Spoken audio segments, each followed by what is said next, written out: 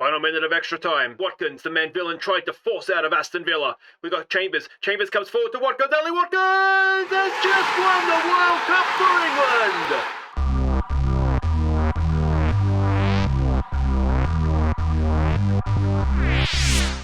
Hi guys, I'm Aussie Villain and welcome back to Aston Villa on the Football Manager 23 beta series. It is episode 6 today. It is post-World Cup. We're going to be facing Brighton and Spurs in the league. And, well, not only has England won the World Cup, but Villa won it for them because Oli Watkins in the 119th minute popping up with the winner. And, well, what a time to be alive if you're English. It's a terrible time to be alive if you're Australian because we will never hear the end of this. It is my worst nightmare, England winning a World Cup of any sport, particularly the football one, though. Actually, no, it's probably worse if it's a sport that Australia's good at, isn't it? But anyway, so there we go. We'll have a quick look at how the World Cup overall played out here. You can see England's path to the final, but we'll more just in the actual World Cup itself, and we will go all the way back to the group stage, and well, you can see here how everything played out, all the teams that went through and did not. The England group, because this is interesting as just a bit of a sim through for the actual World Cup, which is starting very soon, of course, because these are the actual groups. No real surprises. I'm really happy the Socceroos won a game against Tunisia. If that happens in real life, that's amazing, because I think we've only won 1 or 2 games in our history, so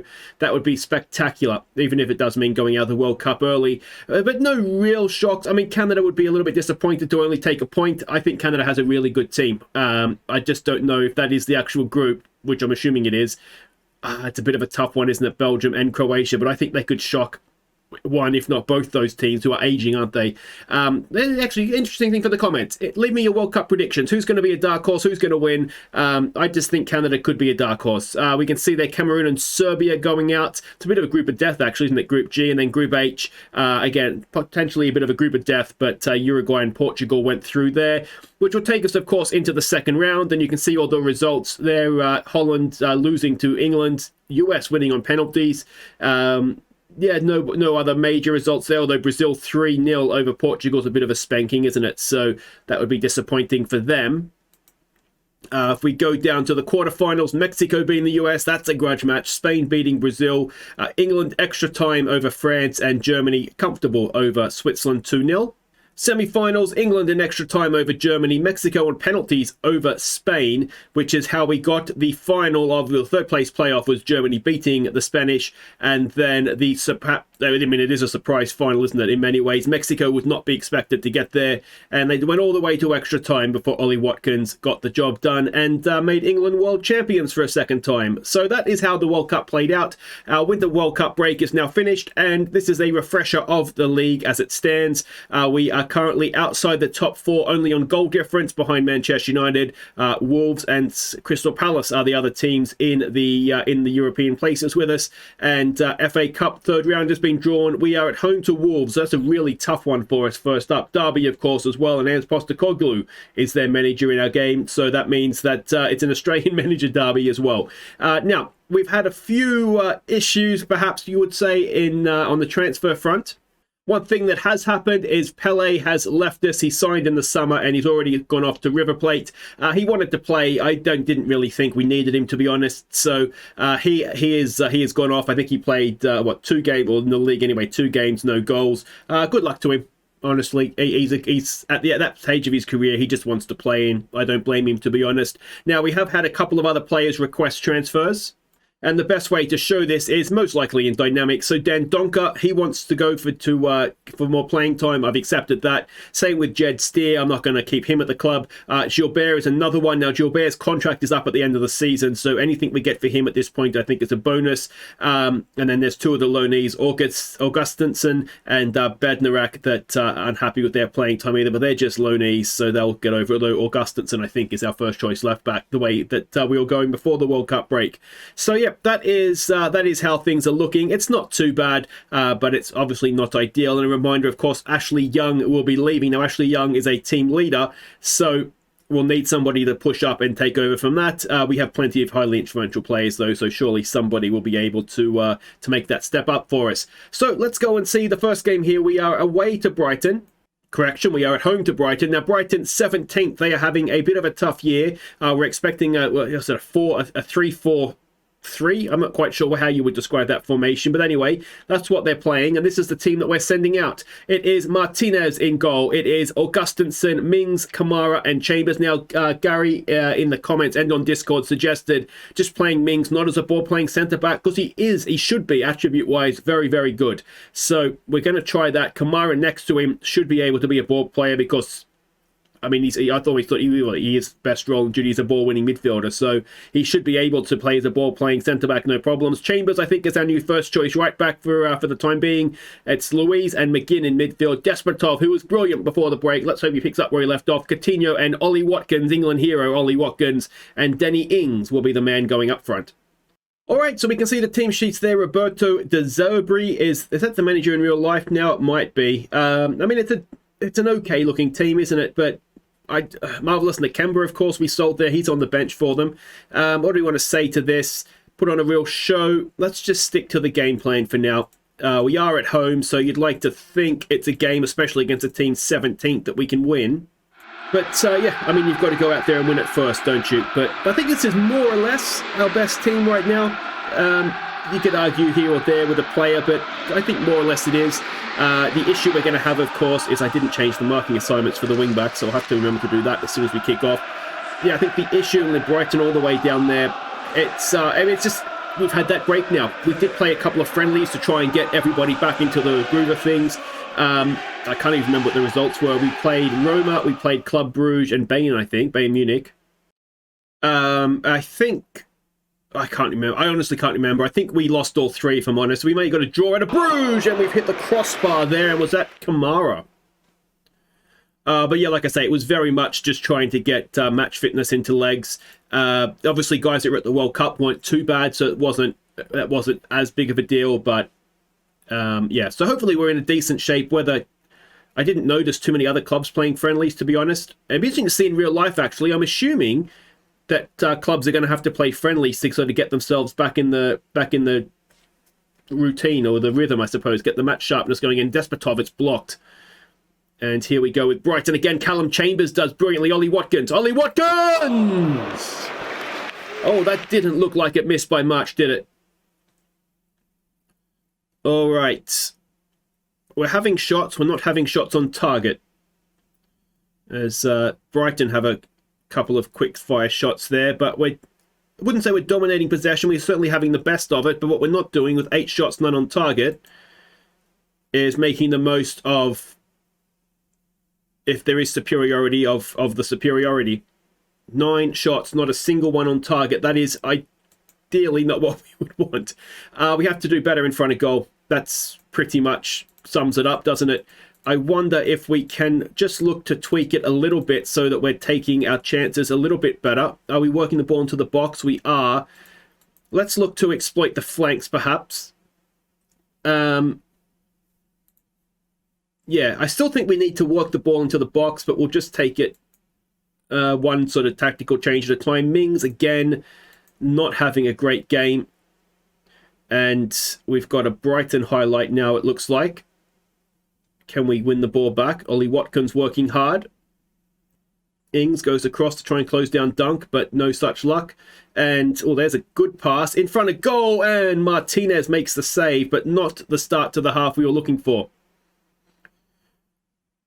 We'll give it a little bit of time. We have now had a 1 shot on target. We have done chance conversion, I'm sure we have. Let's try demand more. And we've got a highlight. It's a corner to defend. And let's hope we can defend it properly. Ball in. It is away by Kamara, was it? Or Callum Chambers. Luis goes out and always looked like it was going over the top, that one. All right, let's get rid of work ball into the space. And let's maybe lower our tempo down as well. The chances are being created. So it's difficult to know exactly why the shooting is not great. We are running out of time here, though, so let's go and make some changes. What do we want to do? Okay, so we're making 2 changes to try and be more attacking. We've got Morgan Sanson coming on to be the deep-lying playmaker. The reason for that, apart from the fact he's got a little bit better passing range than Luis, Luis was booked, and Leon Bailey's going to come on and be a winger as opposed to an inside forward, and we'll hopefully see a benefit of that as well. And, well, here we go. Let's see what we can do as Brighton have possession. Sanson can't quite put the pressure on there. And Bailey maybe guilty of being a little bit lazy there. Shot comes in. That's over the top. And I wonder if a berating might help get us going here a little bit. 5 minutes to go. And it feels like a game that of two teams that are not really come back from the World Cup, not match sharp. And 0-0 is probably just about fair enough. But that's a disappointing result for us. So there we go. We can see the league table. It drops us off the pace as you would expect it to. You know, you've got to win those sorts of games at home, don't you? So spoil shared as Nakemba and Villa renew acquaintances. And, well, there we go. 5 unbeaten after the draw. But that's not a great result. Really, is it? We should be doing better there. But guys, wait right there. Hopefully we'll do better against Spurs. Okay, welcome back. We are getting ready to face Tottenham away from home, of course, and we do have Crystal Palace coming up 2 days' time. This is December 31st in game, and I think it's the Monday, and this is the Saturday that we face Crystal Palace. So it's a very quick turnaround, and of course that means January 1st is where the transfer window opens. So we've got a little bit of a thing to discuss about what if anything, we need to do. We've got 23 million to spend and about 100 grand a week as well. Now there are some players I'd like to call back from loan if we can. The first of those is Timmy I. I got no chance of pronouncing that last name. He's currently on loan at QPR. He's a good, solid midfielder, and he's well-rounded as well. He can tackle, he can pass. So I feel like we're a player short, and particularly if Dan Donker then leaves as well, like he wants to, then I think we're going to need at least one more midfielder in there, and I'd like to call him back and give him a chance if that's an option for us. I'm hoping it is. Now, if we can't call him back, another guy I wouldn't mind calling back is Aaron Ramsey. He's currently on loan in the Championship with Norwich. He's a little bit more of an attacking midfielder than what Timmy I is. So, ideally, I'd rather have the other guy back. But if we can't get him back, then he would be another guy we could call back in. Although maybe we just leave him on loan this year. And the third player is Jaden Philogene Bidas. He is an absolute star of the future. He's on loan in the Championship with Cardiff. And again, if we can call him back, I really want to. And he can play either side. He can actually play up front as well. Just lacks a bit of composure. But yeah, he would be good depth there. And it would maybe mean that someone like Leon Bailey, who's been a bit of a sick note, we might be able to cash in on him, though that's probably something that's more likely to happen in the summer. So that's what we've done, or that's what I'm hoping to do, I should say. Let me know where you think we need to strengthen, and yeah, I just don't know. It's anyway, what's that? A 3-4-3 from Tottenham, exactly the same formation that we saw out of Brighton. Now this is the team we're sending out. So we've got Martinez in goal, Augustinsson, Mings, Konsa, and Chambers, Luiz and Kamara in midfield, Despotovs, Coutinho, and Watkins, with Ings going up front. And, well, let's hope we can get a result here, or even a goal. Okay, so we can see the team sheets there. If you had missed it, Thomas Tuchel is the manager. I think I had said that a couple of episodes ago. It's a good team. It is a good team that they have, and a new manager. They should be on the improve for results as well. I think there's no pressure on us here today, so we'll go with that. And, yeah, a goal, a highlight, anything like that would be very nice indeed. If you're wondering where John McGinn is, John McGinn has a cold, so he misses this one, possibly the Crystal Palace game as well. And on other stacking news, Lampard has been sacked by Everton. So, yeah, tough one there on old Frankie boy.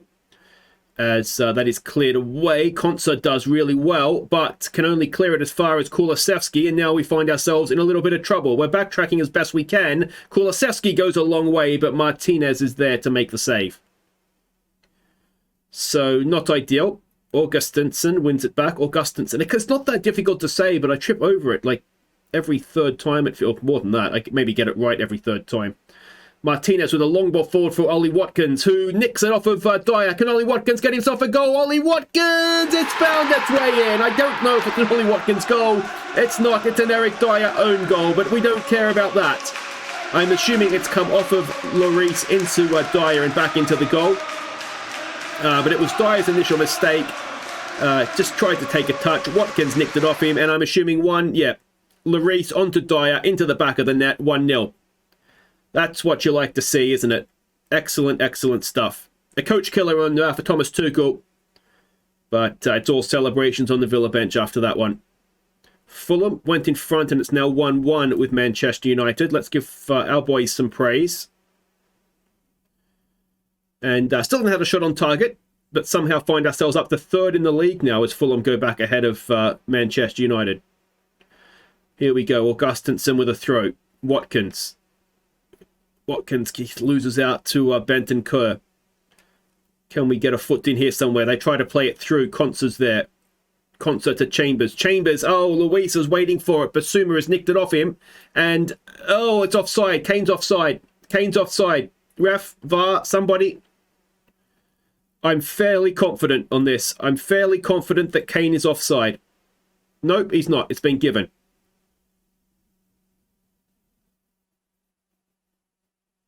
Oh, maybe Mings sitting back has played him on. Has it been a given? I'm assuming it's been given. Oh, he is. Mings has played him on. Well, that was silly, wasn't it, Tyrone? We've come straight back, though. Can we restore our advantage? Douglas Luiz gets it wide there for Callum Chambers. Despotov makes a run forward. Despotov, early ball, looking for, but not finding Danny Ings. Chambers to Luis. Luis, the ball was to Chambers. Oh, Despotov nicks it off for Ings! And we have restored our lead instantly. A ninth goal for Danny Ings. It is 2-1 at White Hart Lane. It's not White Hart Lane anymore. What's it called? The Tottenham Hotspur Stadium. And they were in front for about 30 seconds. It is the sort of goal that absolutely destroys you as a manager. And it's the second time that we've caught them in possession. They are gifted us 2 goals right now. And we find ourselves 2-1 in front, which is magnificent. We'll tell them to focus. We just need to get to half-time here if we can. And we've had 1 shot on target and we've scored 2 goals. That's efficiency for you, isn't it? Okay, let's continue to go with there's no pressure today. Play with that freedom. Albeit not too much freedom because we've got a lead to protect. But I just think we need to take a little bit of pressure off us after the Brighton game. And we'll get back out there. Coutinho's not having his best game. Luis has got a yellow card. I wonder if that's worth taking him off. Mings does well. Oh, and then Ings gets... I wouldn't say he's caught in possession. He just missed it. Had an air swing. Can Chambers do something? Crossing towards Harry Kane. You can't allow that to happen. And Tyrone Mings, I think I've seen just about enough of you, mate. I'll bring on Dan Donker to play there, honestly. I don't know. Do we just sell him? Yeah, I mean, the thing is, with a player like that, you can see they're good. You look at their attributes, you can see that they're good. Okay, no, I'm not going to do that. I'm going to try him as a no-nonsense defender. But the thing with, I mean, that still doesn't explain just not picking up Harry Kane at all. I wonder a little bit if the way that they're set up with the striker and the 2 number 10s, as Kulusevski's gone a very, very long way there. Coutinho's not playing well. Okay, so you know what we're going to do? I just wonder if the way that they're set up is not helping. So let's drop Coutinho back a little bit. Drop Ings back in as well. And I think we just want a little bit of extra help. He doesn't need to be a no-nonsense centre-back. He's better than that. We've got a corner. Augustinsson to take. And nothing comes of that. Let's encourage them. And, I mean, they have been the better side. Coutinho's still not playing well, so we'll take him off. Who have we got? Buendia. On you come, mate. And Watkins also not having a great game. Okay, so we can stick Leon Bailey out there and use him as a winger, which is absolutely fine.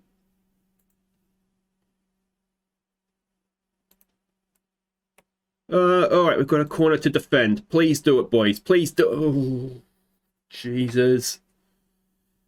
We'll do some more corner training if we can. We're not going to have time before Crystal Palace. Let's try a berating, maybe. Can that? No, that's just overwhelmed and pressured them.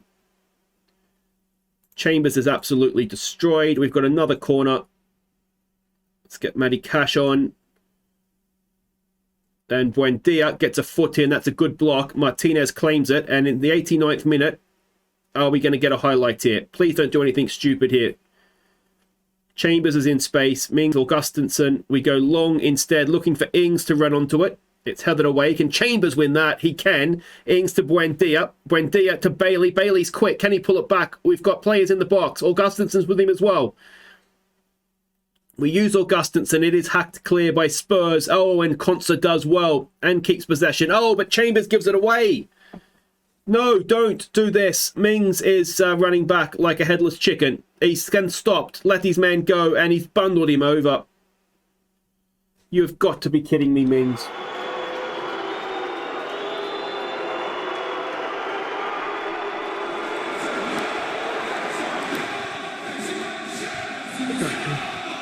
Should have just taken him off when I was going to. You have... The good news is the transfer window opens tomorrow. And I don't think Tyrone Mings is going to be here when it closes. You couldn't make it up. I mean, you could, but that is unbelievable. So there we go. We fall out of the top four. We were third at one point there, weren't we? And instead we finished sixth. Big game against Crystal Palace to come. And we will now have the ceremonial transfer listing of Tyrone Mings. How do we get to Tyrone Mings quickly? Good riddance, mate. I have absolutely had it with you. You're not wanted here anymore. Get the out of my club. All right, guys. Well, that will do it for today. If you have enjoyed that for some reason, yeah, just wasn't quite happening for us, was it? I think what we'll do is we'll come back at the end of the transfer window. So it'll be Liverpool away, it'll be West Ham at home, and, well, two big games. We smashed West Ham last time we played them, and we should have beaten Liverpool. But we was it 2-1, wasn't it? So hopefully we'll get a few results between now and then. If we're through the next round of the FA Cup, we might show that if that fits in as well. That's usually around the end of January, isn't it? So it's probably, there's a week missing there, so it probably is the end of January. So we'll see who we get and how we go. All right. I'll see you next time, and yeah, well, Tyrone Mings, hopefully, will have left. Take care.